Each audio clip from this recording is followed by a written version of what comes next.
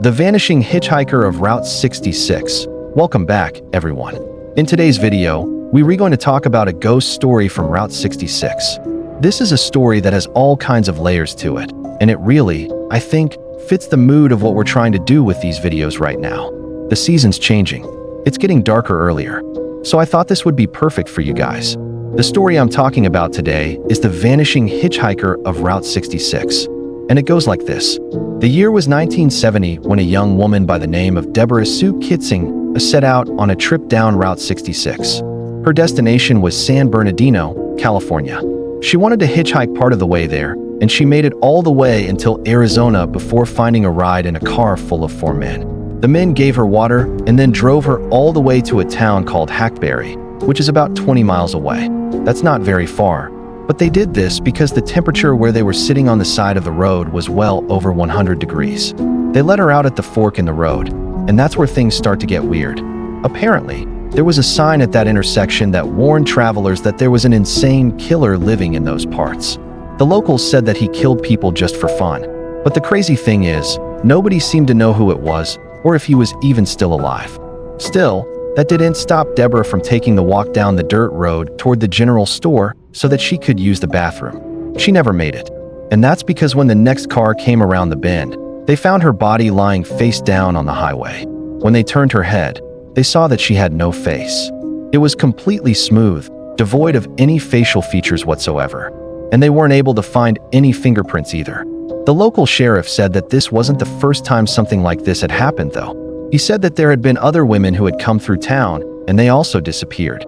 The police, of course, suspected that this killer was somehow involved in all of these cases, and they spent a lot of time looking for him. But ultimately, they were never able to find out what had happened to Deborah or the other girls, nor were they ever able to find their killer.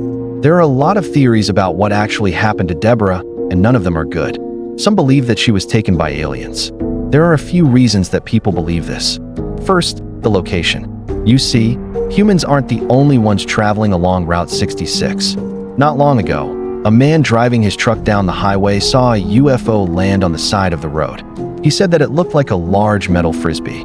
Then he started seeing lights appear inside it, and then 2 small figures emerged from the craft and walked into the desert. Could something similar have happened to Deborah?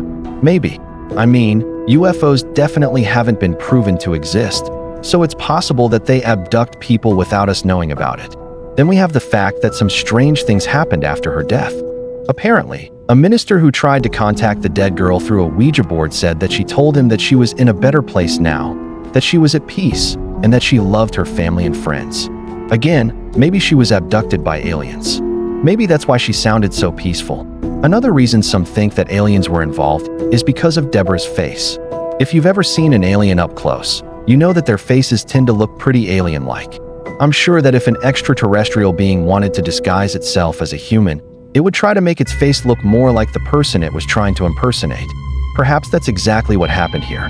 Maybe Deborah was abducted by aliens, but instead of killing her, they decided to keep her as some kind of test subject. Maybe they were studying her face and trying to make themselves look more like her. Okay, but what if I told you there was another explanation? What if this missing face thing wasn't some kind of weird mutation caused by extraterrestrial experimentation, but instead a very human act of violence? See, this isn't the only story where someone disappears from Route 66 and their face is never found. There are other stories where entire cars wind up abandoned on the side of the road, but there's no sign of the driver or any passengers. Just the car sitting there like nobody ever existed. Now, people may want to chalk these stories up to aliens, but that seems like a bit of a cop-out to me.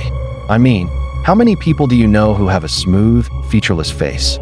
Probably none. Now, what if I told you that there's a condition that can cause someone to be born without a face? It's called congenital facial dysmorphia. Now, I don't know much about this, but apparently it's very rare. It occurs when someone is exposed to some kind of teratogen during pregnancy.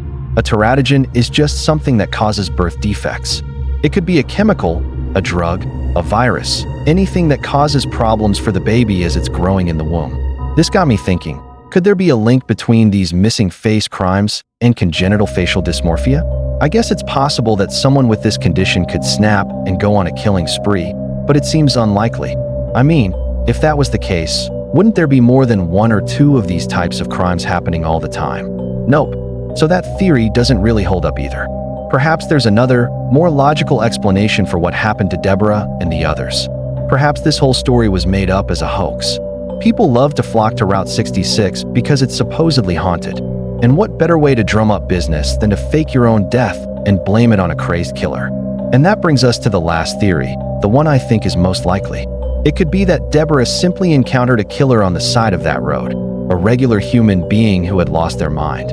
After all, there was a sign warning her that there was an insane killer in the area. How many people do you think read those signs? Come on, be honest. How many times have you been driving somewhere and you see one of those signs and you think, yeah, I'm sure that's true. But then you keep driving because you assume that it's probably an old story and it probably wasn't that bad. Well, I stopped reading murder mysteries a long time ago. Why? Because it was depressing. So I think that's probably what happened here.